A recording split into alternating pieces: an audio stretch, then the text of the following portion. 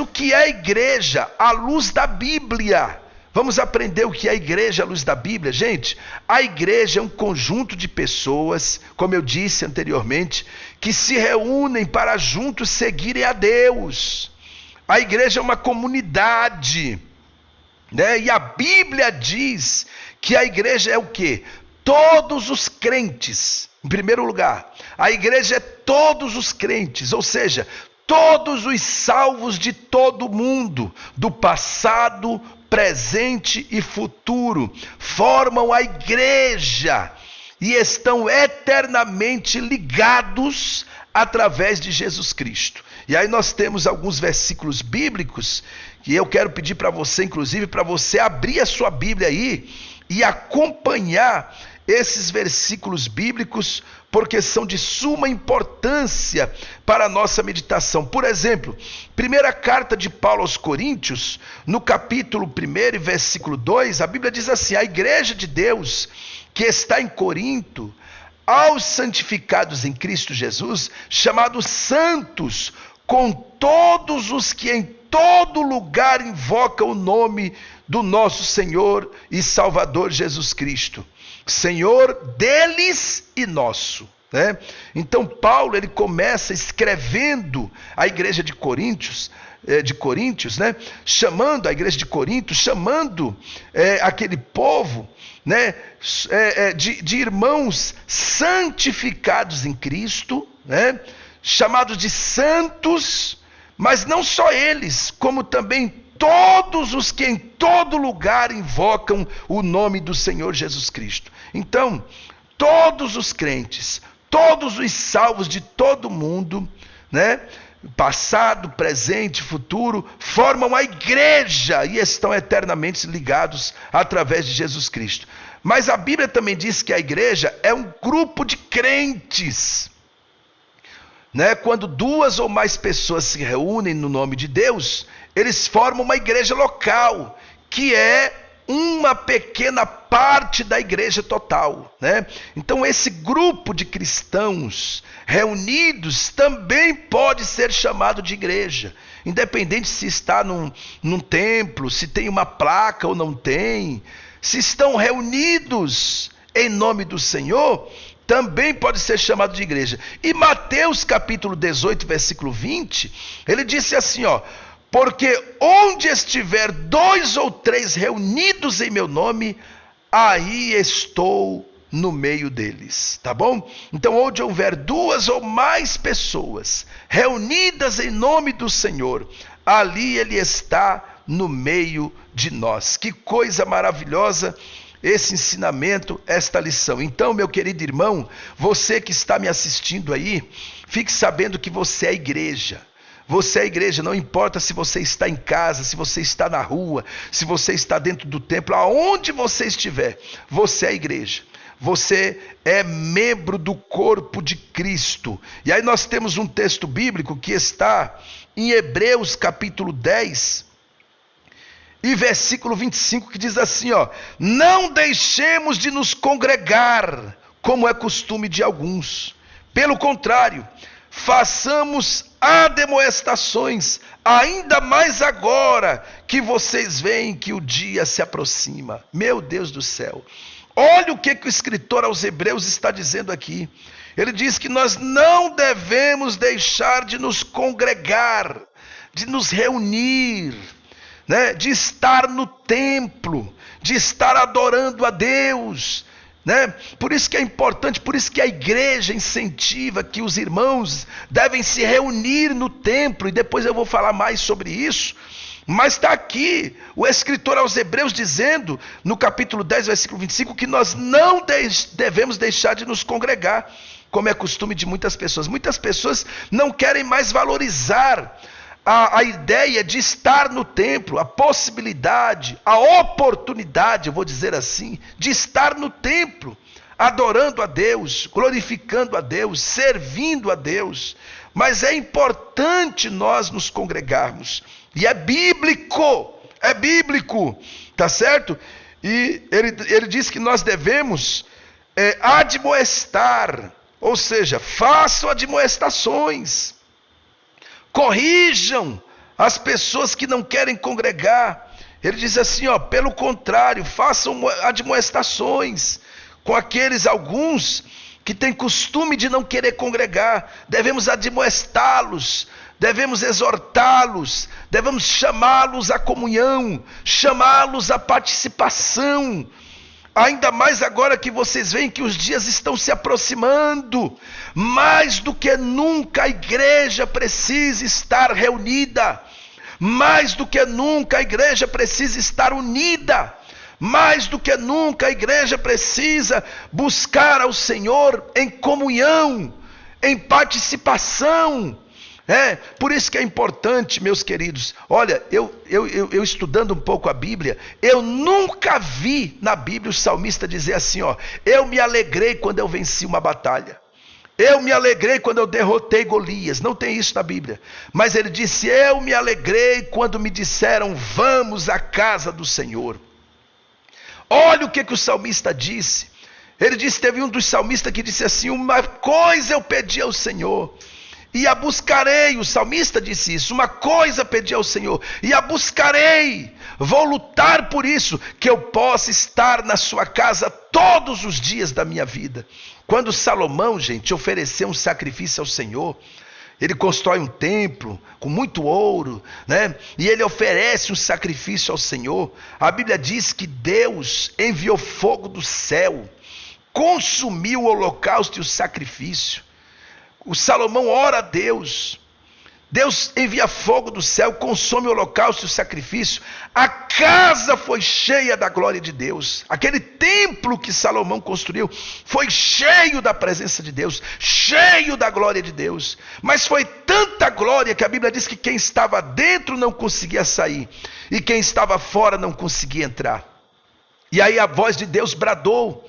Está lá no Crônicas capítulo 7, né? E o versículo 14, Deus disse àquele povo, se o povo que se chama pelo meu nome, orar e se humilhar, e buscar a minha face, e se converter dos seus maus caminhos, eu ouvirei dos céus, perdoarei os seus pecados, sararei a sua terra. Aí Deus diz assim, olha, portanto agora estarão abertos os meus olhos, e atento, não, primeiro ele diz assim, eu santifiquei esta casa, está no versículo anterior, eu santifiquei esta casa, para que nela eu habite, e o meu nome será glorificado. Portanto agora estarão abertos os meus olhos, e atentos meus ouvidos à oração que se fizer neste lugar. Então, gente, é no templo que Deus nos abençoa. É no templo que a gente entra vazio e sai cheio da glória de Deus. É no templo que você fala com Deus, Ele ouve as suas orações, e é no templo que Deus fala com você. Pastor, mas Deus fala em casa, fala em todo lugar, mas principalmente no templo. É no templo que você recarrega as suas baterias. É no templo que você entra triste e sai alegre. Entra sem esperança e sai cheio de esperança. Entra vazio do Espírito e sai cheio do Espírito Santo. Então, nós nunca podemos nos afastar da tenda da congregação. Está aí a importância de você congregar. Então, igreja é isso. Igreja é quando o povo de Deus se reúne. Nós somos igrejas de Cristo, nós somos igreja de Cristo. Quando nós estamos reunidos, nós somos esse povo maravilhoso que canta, que adora, que glorifica o nome do Senhor. Tá bom, pessoal? Vamos lá. Quais os desafios da igreja hoje? E aí nós vamos aprender um pouco sobre esses desafios. Primeiro desafio da igreja hoje, gente, é ser um lugar de transformação. A igreja tem esse grande desafio, ser um lugar de transformação, né? Nós temos aqui, meus queridos irmãos, o capítulo de número 3 da segunda carta de Paulo aos Coríntios, e o versículo 18, abre aí a sua Bíblia para você acompanhar, tá certo? Diz assim o texto, mas todos nós, com o rosto descoberto, refletimos como espelho a glória do Senhor, e somos transformados de glória em glória, na mesma imagem como pelo Espírito do Senhor. Então, gente, a igreja é lugar de transformação. Nós somos transformados de glória em glória. Ou seja, a igreja precisa promover essa transformação na vida das pessoas. O camarada que passou a frequentar uma igreja, a vida dele tem que mudar, a vida dele tem que ser diferente. O camarada que passou a frequentar uma igreja que roubava, agora ele não vai roubar mais. Aquele que tinha desejo de matar, ele não vai fazer isso mais. Aquele que mentia, ele vai deixar a mentira. Aquele que era trapaceiro, ele vai deixar esse tipo de comportamento. Aquele que era um prostituto ou aquela que era uma prostituta, ela vai largar o pecado. Ela vai deixar o pecado. Sabe por quê? Porque a igreja tem o poder, tem a responsabilidade de causar essa transformação. Aquele que não amava o próximo vai passar a amar o próximo. Aquele que não amava a Deus vai passar a amar a Deus. Aquele que vivia na mentira vai passar a viver na verdade. Aquele que andava em caminhos tortuosos vai passar a andar no caminho reto, sincero. Foi isso que Satanás, quando se apresentou diante de Deus, ele disse acerca de Jó. Ele disse: olha, viste, né? O próprio Deus, melhor dizendo, deu testemunho, né? O próprio Deus deu testemunho ao inimigo acerca de Jó. Deus disse: viste o meu servo Jó, homem reto, sincero, temente a Deus e que se desvia do mal. Então o homem, quando ele conhece a Deus, quando ele tem um encontro real com Jesus, ele passa a ser transformado de glória em glória. E esse encontro muda completamente a vida dele. Romanos capítulo 12, versículo 2, a Bíblia diz: e não vos conformeis com este mundo, mas transformai-vos pela renovação do vosso entendimento, para que experimenteis qual seja a boa, agradável e perfeita vontade de Deus.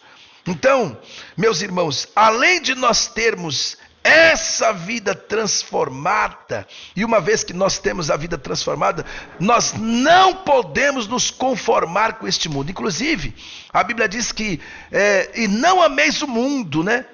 E nem o que no mundo há, porque se alguém ama o mundo, o amor do Pai não está nele. Então nós não podemos nos conformar com esse mundo, mas transformar pela renovação do nosso entendimento, ser transformado pela renovação do vosso entendimento e transformar o mundo pela renovação do nosso entendimento. E aí sim, se fizermos isso, como a Bíblia diz, nós vamos experimentar a boa, perfeita e agradável vontade de Deus. Então eu faço questão de dizer, meus queridos irmãos, que o obreiro, principalmente o obreiro, você que é líder, você que é obreiro, obreira, as pessoas têm que olhar para você e ver que você tem uma vida transformada.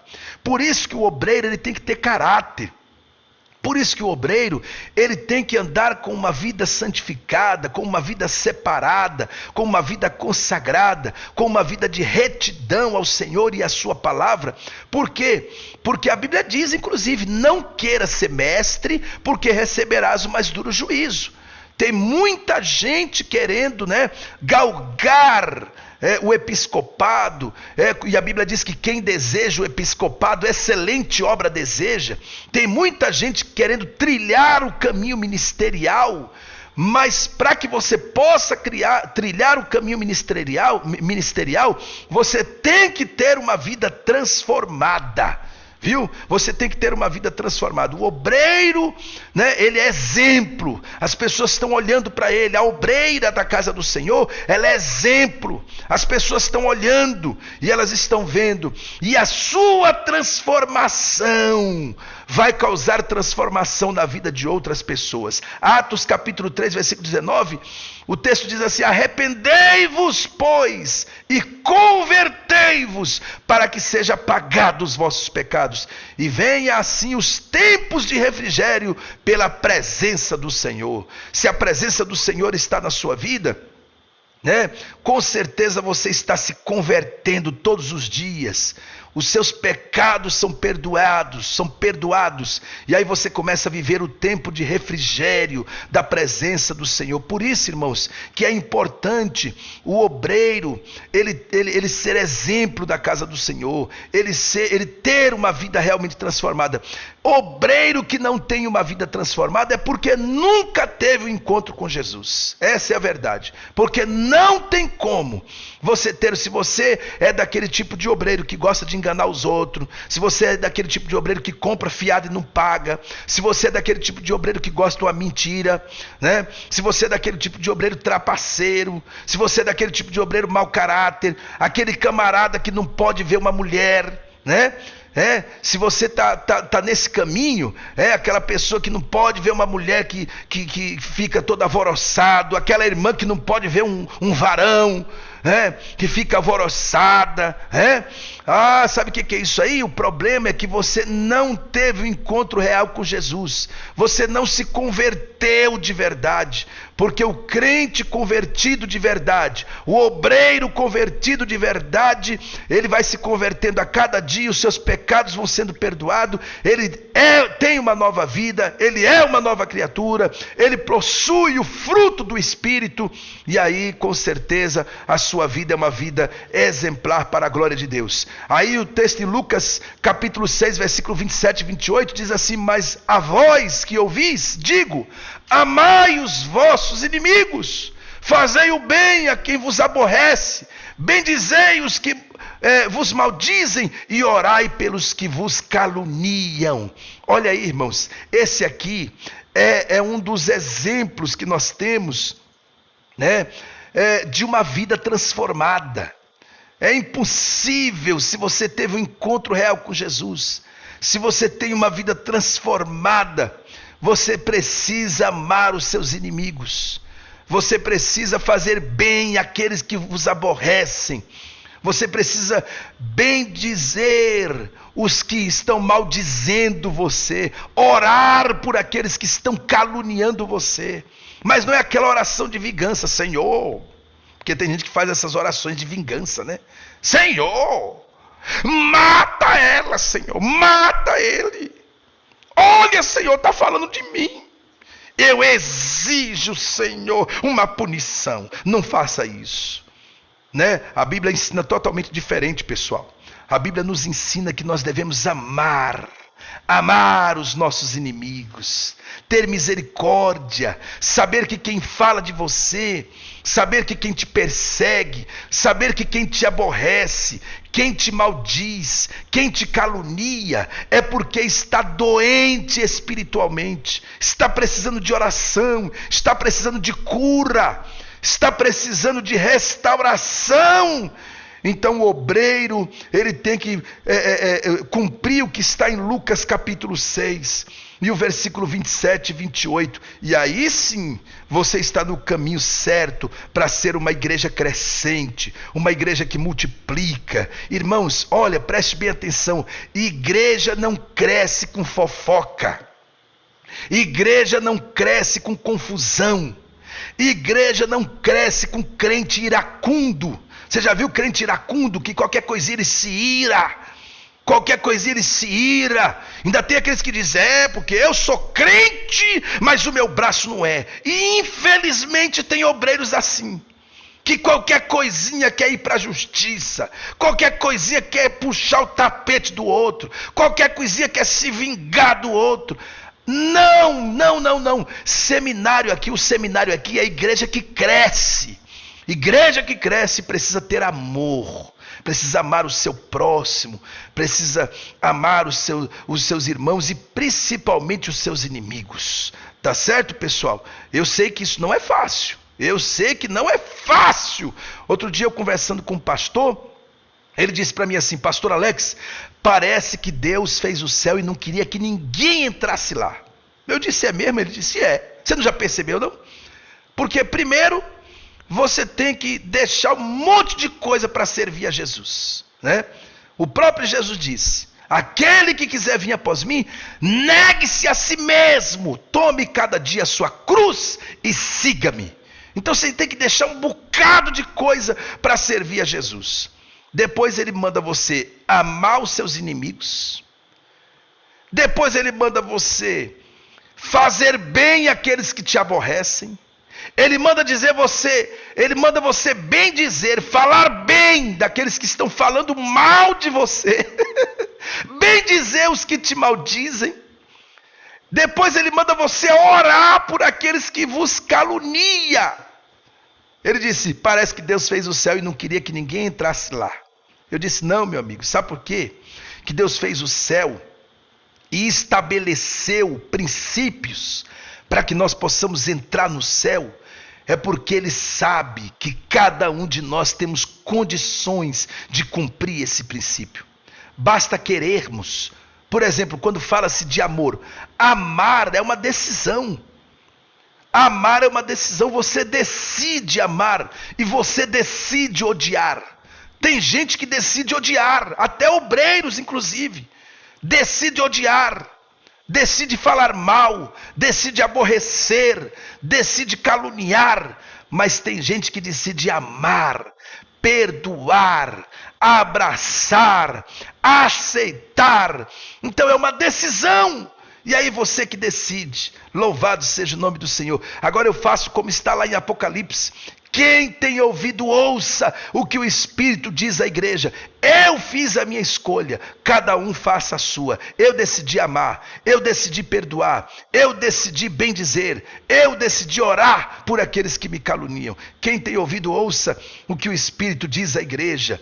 Mas pastor, então vamos para um outro parágrafo importante. Quais são os desafios da igreja hoje? Gente, eu vou citar aqui os desafios da igreja hoje. Depois você pode esmiuçar isso, busque mais informações, estude, leia a Bíblia. Você pode esmiuçar mais um pouco acerca disso. Mas eu vou citar aqui alguns desafios da igreja hoje. Além do que eu disse aqui, que a igreja tem que ser um lugar de transformação, a igreja tem que ser lugar de vida. As pessoas precisam receber vida na igreja. A igreja tem que ser lugar de vida. Lugar, casa de curar feridas. Primeiro lugar, lugar de vida. Segundo, casa de curar feridas. A igreja, a pessoa tem que entrar, se chegar quase morto, ela tem que sair de lá cheio de vida. Se ela chegar ferida, ela tem que sair curada. A igreja é casa que cura feridas. Em terceiro lugar, a igreja é lugar de vencer dúvidas e crises. Todas as pessoas que estão em dúvidas, na igreja é o lugar de tirar dúvidas. Por isso que eu vou dar um conselho para vocês. Fortaleça a escola bíblica dominical da sua igreja. Olha, aqui na igreja nós estamos nesse ano de 2024 com a nossa escola bíblica dominical a todo vapor. E se você não está se preocupando com isso, passe a se preocupar. Fortaleça a sua escola bíblica dominical. Chame esse povo para a escola bíblica dominical. Eleja professores qualificados para a escola bíblica dominical. Forme as classes. Aqui na igreja nós temos 5 classes de escola bíblica dominical. 2 classes em conjuntos, que é as crianças de 2 a 5 anos e de 5 a 12 anos. Depois nós temos a outra classe de jovens e adolescentes, né? A classe dos 12 até os 17 anos, até os 18 anos. E depois nós temos a classe dos adultos. E depois também nós temos a classe dos novos convertidos, onde nós estamos estudando a revista da CPAD, que é do discipulado. Então essa classe, inclusive eu que cuido dessa classe, junto com uma equipe de obreiros. Nós somos, se eu não me engano, 6 professores nessa classe da escola bíblica do discipulado para os novos convertidos. E nós estamos trabalhando e fortalecendo a escola bíblica da igreja. A nossa escola bíblica aqui, diferente de muitas igrejas, cada um tem uma forma de trabalhar. Nós aqui, a nossa escola bíblica começa às 17 horas no domingo e vai até às 18h15, 18h20 no máximo. Depois tem 10 minutos de um grande café para toda a igreja. e depois nós começamos o culto da noite. Então quem vem para a escola bíblica já fica para o culto, tá certo? E aí nós temos toda uma equipe. Outro dia eu coloquei uma foto no Instagram da igreja de todos os professores, da coordenação da escola bíblica dominical, da superintendência da escola bíblica dominical. E aí uma pessoa falou para mim: pastor, aquilo lá tudinho é professor? Eu disse: é professor, né? E nós temos já um bom número de matriculados na escola bíblica dominical. Então, invista aí na sua igreja, na escola bíblica dominical. Sabe por quê? Porque a igreja é lugar de vencer dúvidas, e muitas vezes a pessoa não pode parar um culto para perguntar, mas ela na escola bíblica, ela faz as perguntas dela, ela tira dúvidas. Igreja é lugar de vencer dúvidas, e também de vencer crises. Pessoas que estão passando por crises, a igreja precisa cuidar dessas pessoas, a igreja precisa direcionar essas pessoas. A igreja também é lugar de solução de problemas. Você sabia disso, gente? A igreja é lugar de solução de problemas. A igreja é lugar de dignidade. A igreja é lugar de ensinamento.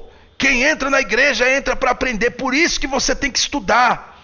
Por isso que você tem que fazer curso. Por isso que você tem que se preparar. Por quê? Porque a igreja é lugar de ensinamento. Como que você vai ensinar se você não para aprender? Você tem que parar para ouvir e aprender para você ter o que ensinar. Senão você não vai ter o que ensinar. A igreja é lugar de ensinamento. A igreja é lugar de comunhão. A igreja é casa de oração. A igreja é casa de misericórdia. Gente, na igreja tem que ter oração. Olha, vocês que são líderes aí, põe o seu departamento para orar. Líder de mocidade, regente, dirigente de ciclo de oração. Você missionária, você pastor, você dirigente de congregação, você secretário de missões. Coloque a igreja para orar. Igreja tem que ter oração. Igreja é casa de misericórdia. Igreja é casa que liberta os oprimidos. Igreja é lugar de perdão. Igreja é lugar de restauração da família. Esses são os desafios da igreja. Quais são os desafios da igreja? Ser casa de libertação dos oprimidos, ser lugar de perdão, ser lugar de restaurar as famílias. Quantas famílias estão sendo restauradas aí na igreja aonde você está pastoreando? Igreja é lugar de progresso e crescimento. As pessoas têm que chegar na sua igreja, elas têm que crescer. Crescer na graça, crescer no conhecimento, crescer ministerialmente, galgar novos cargos. Porque a igreja é lugar de progresso e de crescimento. Igreja é lugar de avivamento. Irmão, para com esse negócio de conduzir igreja fria, igreja morta. Principalmente se você é pentecostal. Viu? Principalmente se você é pentecostal, pare com esse negócio de conduzir uma igreja light, uma igreja fria, gelada espiritualmente. Pare com isso. Busque avivamento, busque a unção do Espírito Santo, busque dar vida a quem está morto, porque a palavra avivamento é isso, trazer vida ao que está morto, trazer movimento àquilo que está parado, mexer, movimentar, avivar, reavivar, acender. Igreja tem que ser assim, tá? A igreja tem esse desafio de ser uma igreja avivada, uma igreja que os crentes cantam de verdade, uma igreja que os crentes oram de verdade, uma igreja que os crentes evangelizam de verdade, busquem a Deus de verdade, uma igreja, a igreja ela tem esse desafio de ser um lugar de santificação, um lugar que as pessoas vêm para sair com a vida santificada. Uma igreja, irmão, pare com esse negócio de pregar só mensagem que massageia o ego. Porque tem muita gente pregando só mensagem que massageia o ego. Só aquilo que o povo quer ouvir. Igreja, pessoal, é lugar de santificação. E não tem como ter vida santificada se não combater o pecado, se não pregar contra o pecado. Eu sei que tem culto que você tem que trazer aquela palavra de motivação, aquela palavra de bênção, de vitória, né? Tem culto aí que você tem que profetizar mesmo, portas abertas. Tem a chave da vitória. Tem culto que você tem que...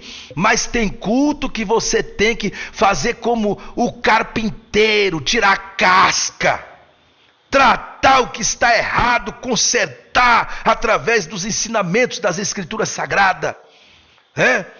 Nós temos que ter cultos de ensinamento na igreja, cultos de doutrina na igreja, para poder corrigir aquilo que está... Agora aqui mesmo na igreja aqui, em São Luís, a igreja que eu sou pastor, nós estamos no mês da família. Todo mês em janeiro nós fazemos um trabalho, irmãos, e olha, o chicote tem estralado. O chicote tem estralado porque as mensagens são para casais, para criação de filhos, para os filhos também. O tema do seminário que está acontecendo aqui é a família no poder da graça. Família no poder da graça. E está uma bênção de Deus. Tem que tratar, irmãos, tem que tratar, né? Tem que tratar para poder os casais se ajustar e Deus operar. Tá certo? Então igreja é lugar de santificação, é casa de refúgio. Quando as pessoas passarem por algum problema, elas têm que lembrar, vou para a igreja, que lá é uma casa de refúgio. Irmãos, igreja, os maiores desafios da igreja hoje, eu citei para vocês aqui, né? Quais os desafios da igreja hoje? A igreja, gente, ela é um lugar de preparação de obreiros para a seara, pois os campos brancos já estão. Joel 3,13, lançai a foice, porque já está madura a seara. Então a igreja, ela tem esse desafio pela frente. E agora eu vou citar aqui pelo menos 10 características da igreja irresistível. Pastor, vamos falar sobre as características da igreja irresistível. Por quê? Porque essa igreja irresistível, com certeza, ela enfrentou todos esses desafios que eu citei para vocês aqui, e ela se tornou uma igreja modelo, uma igreja irresistível, uma igreja poderosa. Isso está em Atos dos Apóstolos. Abre aí a sua Bíblia. Isso é seminário, gente. Seminário se faz com a Bíblia na mão. Deixa de ser preguiçoso. Levanta aí dessa cama, dessa cadeira e pega a sua Bíblia, em nome de Jesus. Pega a Bíblia aí, meu querido. Pega a Bíblia aí, minha querida. Vamos! É Deus que preparou esse seminário para você nesse ano viver a multiplicação e o crescimento de Deus para o seu ministério. Então para com essa lerdeza, levanta e pega a sua Bíblia. E vamos em Atos dos Apóstolos, no capítulo 2, e o versículo de número 42. Olha o que diz a Bíblia. E aqui eu estou falando sobre a igreja primitiva. Olha o que a Bíblia diz: e perseveravam. E aqui a Bíblia está mostrando como vivia os crentes da igreja primitiva. Eles perseveravam na doutrina dos apóstolos, na comunhão, no partir do pão, nas orações. Em cada alma havia temor, e muitos prodígios e sinais eram feitos por meio dos apóstolos. Todos os que criam estavam juntos e tinham tudo em comum, vendiam suas propriedades e bens, distribuíam o produto entre todos à medida que alguém tinha necessidade. O capítulo 2 de Atos dos Apóstolos, versículo 46, diz assim: diariamente perseveravam unânimes no templo, partiam o pão de casa em casa e tomavam as suas refeições com alegria e com singeleza de coração, louvando a Deus e contando com a simpatia, algumas Bíblias usam o termo, e caindo na graça de todo o povo. Enquanto isso, o Senhor lhe acrescentava à igreja. O Senhor acrescentava à igreja os que haviam de se salvar. Então preste bem atenção. Aqui nós temos um relato de pelo menos 10 características da igreja irresistível, baseado na igreja modelo, que é a igreja primitiva. Primeiro, a Bíblia diz que eles perseveravam na doutrina. Então naquela igreja tinha doutrina, tá? Porque muitas igrejas hoje não querem mais falar essa palavra doutrina, né? Mas lá tinha doutrina, porque a Bíblia diz que eles perseveravam na doutrina, nos ensinamentos, nas correções dos apóstolos. Tá? Então, o que é doutrina? Doutrina é um conjunto de convicções bíblicas que não se pode revogar. Isso é doutrina. Tá? Então existe a doutrina, as doutrinas teológicas, a doutrina de Deus, a doutrina bíblica, na verdade, né? Doutrina de Deus, doutrina do Espírito Santo, doutrina do pecado, enfim. Mas o fato é que eles perseveravam na doutrina, naquele conjunto de ensinamentos que eram ensinados a eles pelos apóstolos, as convicções que os apóstolos passavam a eles e que não se podia revogar. Isso é doutrina. Na igreja tem que ter doutrina, na igreja tem que ter ensinamento, na igreja tem que ter regras, viu? Não leve uma igreja de qualquer jeito, de qualquer maneira, não. De vez em quando tem que te chamar a atenção mesmo. Aquela pessoa que tá já há muito tempo no rebanho, mas não quer entrar pelo caminho, tem que dar um puxão de orelha. Tem que chamar a atenção mesmo quando precisa. Tem que aconselhar em amor. Tem que exortar em amor, mas é preciso. E a Bíblia diz que eles perseveravam na doutrina. Essa era a primeira característica essa é a primeira característica da igreja irresistível. A igreja irresistível, ela persevera na doutrina. Ela é uma igreja obediente. Em segundo lugar, ela tem comunhão com Cristo e com seus irmãos. Olha o que está no versículo 42. A Bíblia diz que eles perseveravam na doutrina e na comunhão, no partir do pão. Então a igreja irresistível, ela tem comunhão com os seus irmãos e tem comunhão com Cristo, tá? E aí tem o versículo 44 também, quando a Bíblia diz que todos que criam estavam juntos. Então a igreja tinha comunhão, eles estavam na mesma direção, na mesma visão, no mesmo propósito. Você que é obreiro auxiliar, pare com esse negócio de o pastor dar um direcionamento e você querer ir para o outro lado. Você querer contestar os ensinamentos, as ordens do seu pastor, do seu líder, né? Daquela autoridade espiritual que Deus levantou sobre a sua vida. Sabe por quê? Porque os desobedientes não prosperam. Tá certo? Então, você tem que entrar pela porta, entrar pelo caminho certo, o caminho da obediência.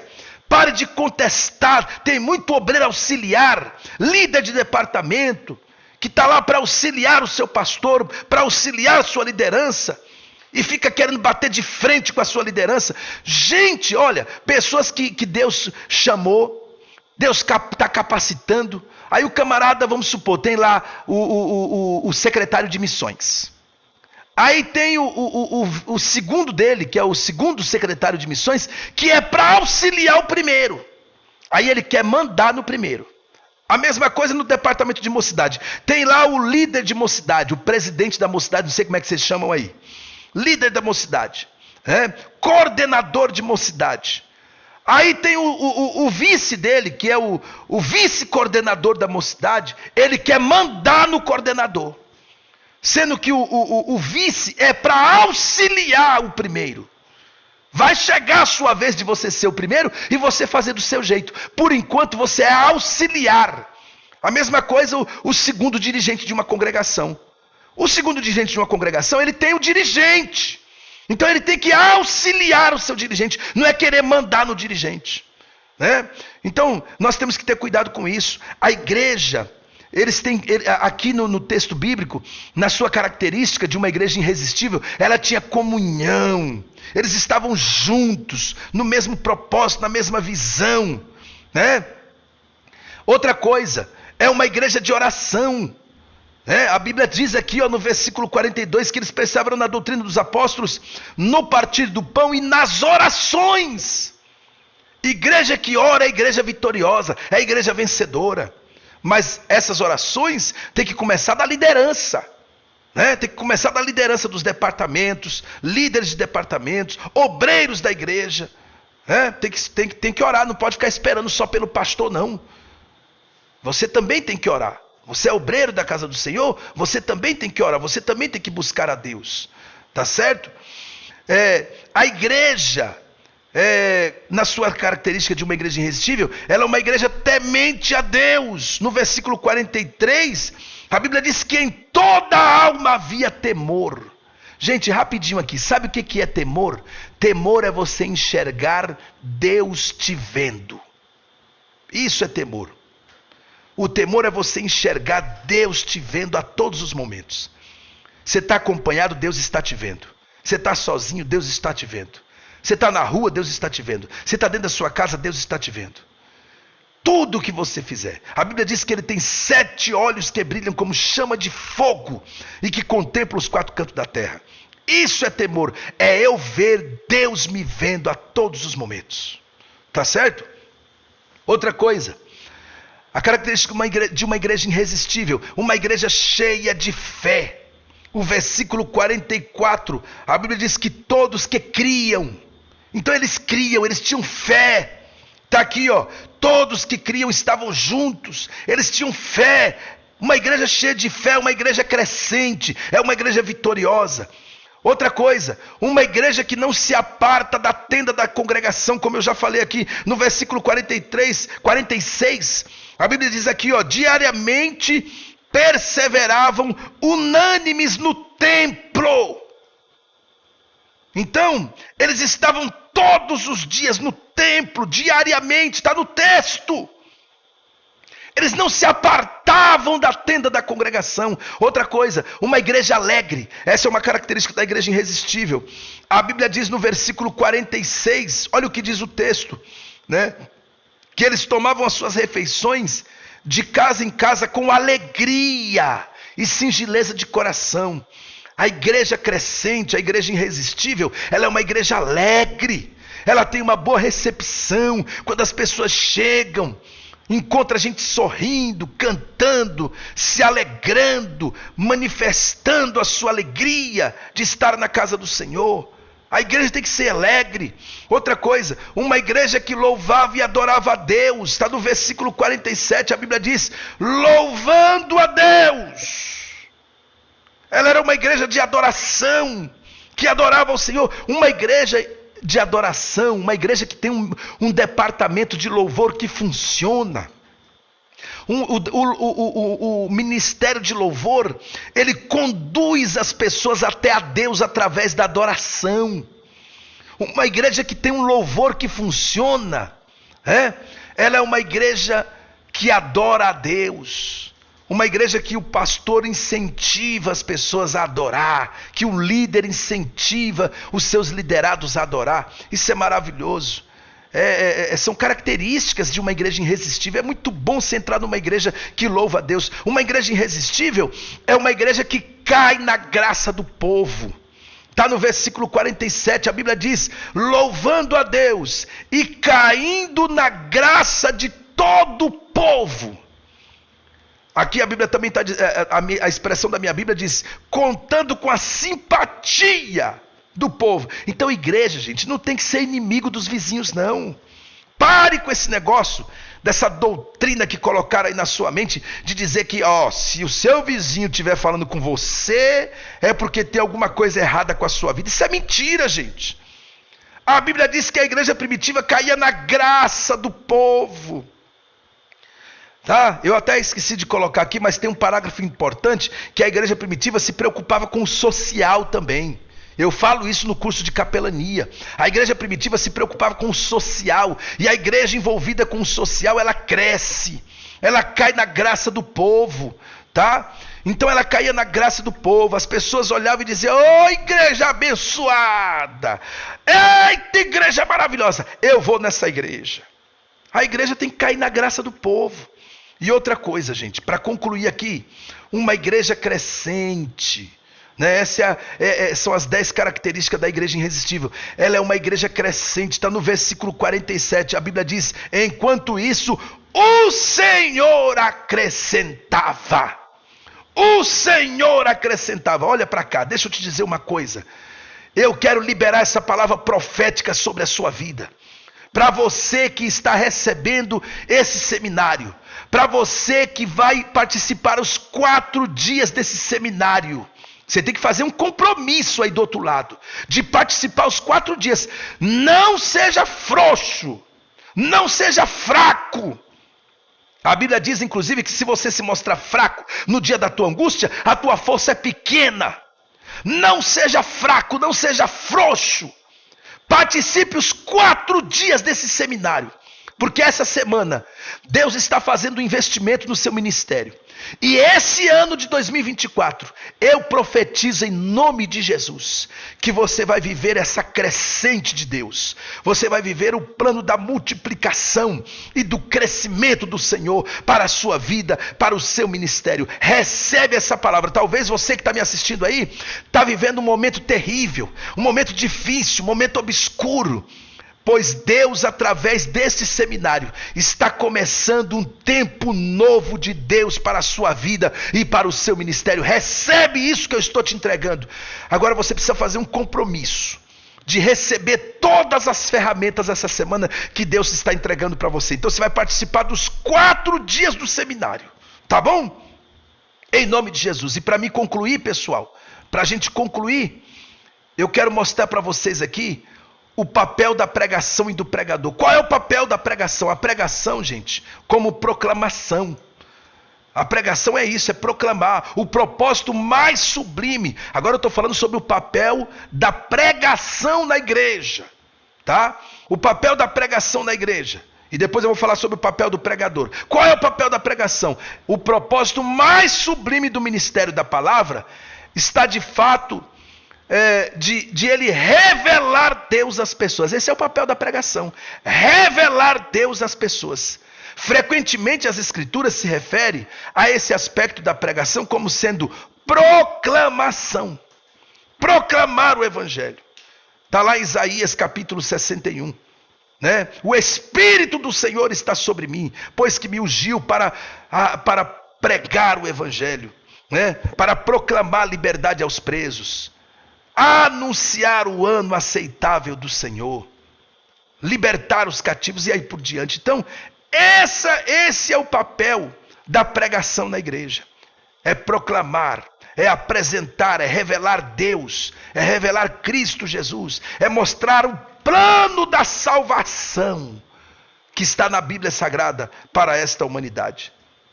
E aí nós temos o exemplo do caso emblemático de Lídia. Em Atos 16:14, enquanto Lídia ouvia a pregação feita por Paulo, a Bíblia diz que o Senhor abriu-lhe o coração.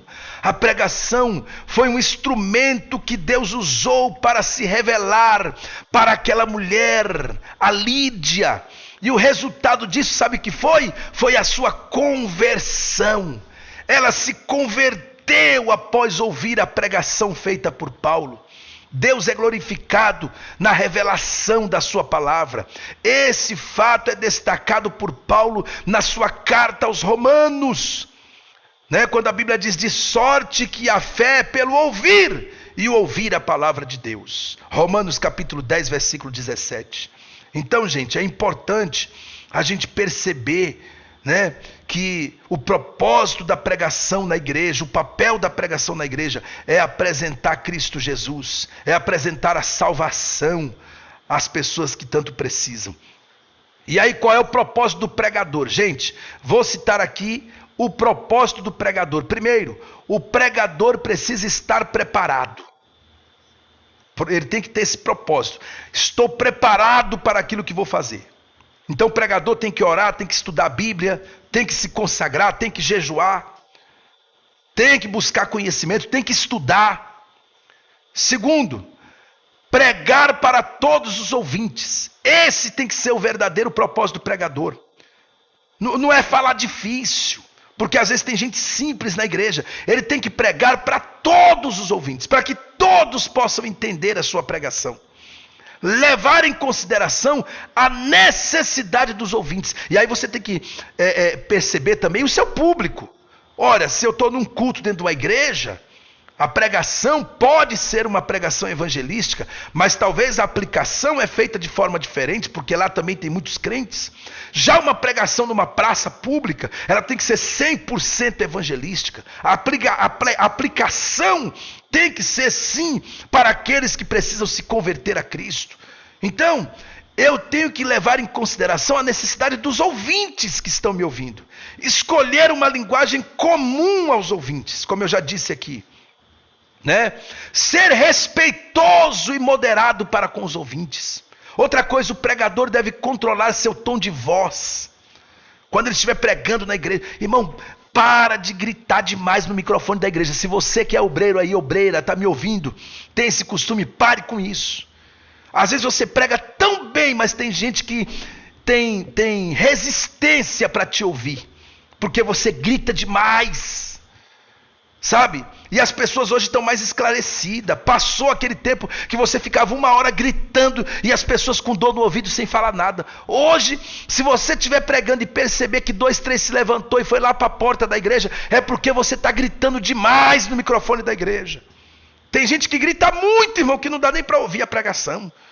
Eu evito de convidar pregador que grita demais, porque tem uns que gritam demais, estoura até os alto-falantes da caixa de som da igreja, de tanto que grita, né? Então tem que ter cuidado com isso. Medir a distância certa do microfone da boca. Se o som estiver muito alto, peça para baixar um pouquinho, para poder você não trazer incômodo ao público que está lhe ouvindo. Outra coisa, o pregador deve policiar seus gestos. Cuidado com os gestos, tá bom? Cuidado. Existem gestos que comprometem a pregação.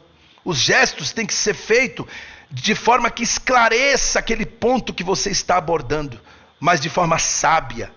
O pregador deve controlar suas emoções.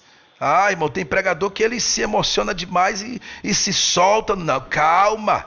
Você tem que controlar suas emoções dentro daquilo que é normal, nada de partir para o anormal, tá certo? Eclesiastes 9, 17 e 10, 4 ensina que a tranquilidade evita grandes erros, tá? Então tem que ter tranquilidade na hora de trazer a mensagem do Senhor. O pregador deve ater a pregação da palavra. Você pode ter um bom testemunho. O testemunho, inclusive, as pessoas chamam de a cereja do bolo. Mas pregue a palavra. Você pode ter um bom testemunho, uma boa ilustração para você contar, mas dê prioridade à pregação da palavra. E outra coisa, vencer a timidez e o medo. O propósito do pregador tem que ser esse também, vencer a timidez e o medo, né? Depois eu falo mais sobre isso, tá bom? Vamos continuar aqui para a gente já ir para o nosso sorteio, gente. Depois eu vou falar mais com vocês sobre a recompensa, né? Eu queria falar aqui rapidinho sobre a recompensa. Deixa eu tirar esses dois aqui, peraí. Deixa eu ver aqui. Eu quero falar um pouco sobre a recompensa, tá bom? Deixa eu tirar isso aqui. Aqui, ó. E aí eu quero finalizar dizendo para vocês, calculando o preço e a recompensa. E aí nós temos as lições que está em Marcos, capítulo 14, versículo 3.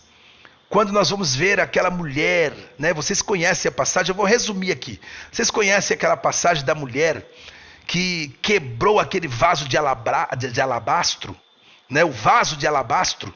Ela quebrou e derramou aquele nardo puro sobre Jesus. E depois ela enxuga, né, os pés de Jesus com seus cabelos, né? E aí, se você for olhar a história daquela mulher, ela só aparece 3 vezes nos evangelhos. Aquela por nome de Maria, a irmã de Marta, a irmã de Lázaro. Ela só aparece 3 vezes nos evangelhos e nas 3 vezes ela aparece aos pés de Jesus. Em Lucas 10, ela aparece aos pés de Jesus para aprender. Em João 11, ela aparece aos pés de Jesus para chorar. E em Marcos 14, ela aparece aos pés de Jesus para agradecer. E aí, olha a lição que nós temos aqui. Calculando o preço e a recompensa. Diz a história que aquele odre de perfume equivalia a 1,5 litro de perfume feito de nardo puro. Essa essência, pessoal, naquela ocasião, ela não tinha em Israel. Ela só tinha nas cordilheiras do Himalaia. era extraído de um arbusto seco e moído e transportado em lombos de camelos. Ou seja, era um perfume caríssimo e raríssimo. Aquele frasco de perfume era equivalente a 300 denários. Quando, na verdade, naquela ocasião, um dia de serviço valia apenas 1 denário. Ou seja, aquela mulher, ela pega aproximadamente 300 dias de trabalho, 300 dias de diárias do seu serviço, e ela quebra aquele vaso de alabastro, mostrando que não queria reter nada para si, e realmente entregá-lo totalmente ao Mestre Jesus. Maria que nos ensina que devemos entregar a Jesus tudo o que temos e o melhor.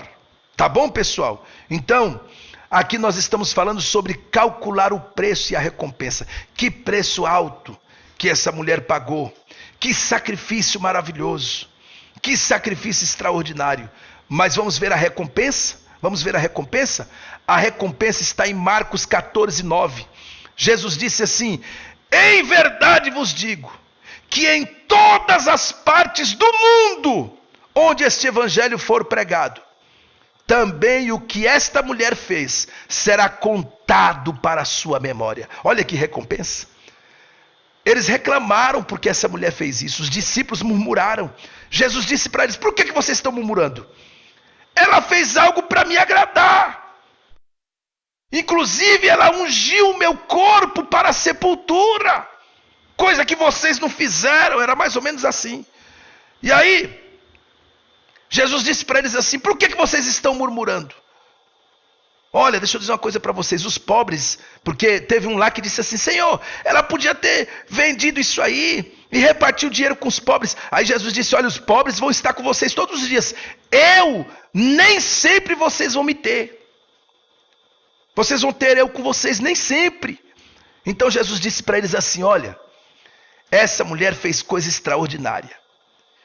E em todas as partes do mundo que for pregado o evangelho, vai ser lembrado e contado o que ela fez para a sua memória. Então, gente, eu quero dizer para vocês que aqui nós estamos calculando o preço e a recompensa. Olha, Marcos capítulo 10, versículo 28 ao 30, Pedro disse para Jesus: Senhor, o que nós vamos ganhar? Nós deixamos tudo para te seguir. Jesus disse assim: vocês vão ganhar muito mais nesta vida, 100 vezes mais nesta vida, e a vida eterna. Apocalipse 22, 12, ele disse assim: eis que cedo venho, e o meu galardão está comigo, para dar a cada um segundo as suas obras. Gente, toda carreira tem a sua recompensa. Lá em Crônicas 15, 7, ele disse assim: ó, não desfaleçam as vossas mãos, porque a vossa obra tem uma recompensa. Então, calcule aí o preço, mas não se esqueça que tem uma recompensa. Talvez não tenha sido fácil você chegar até aqui, mas tem uma recompensa. Que Deus abençoe todos vocês.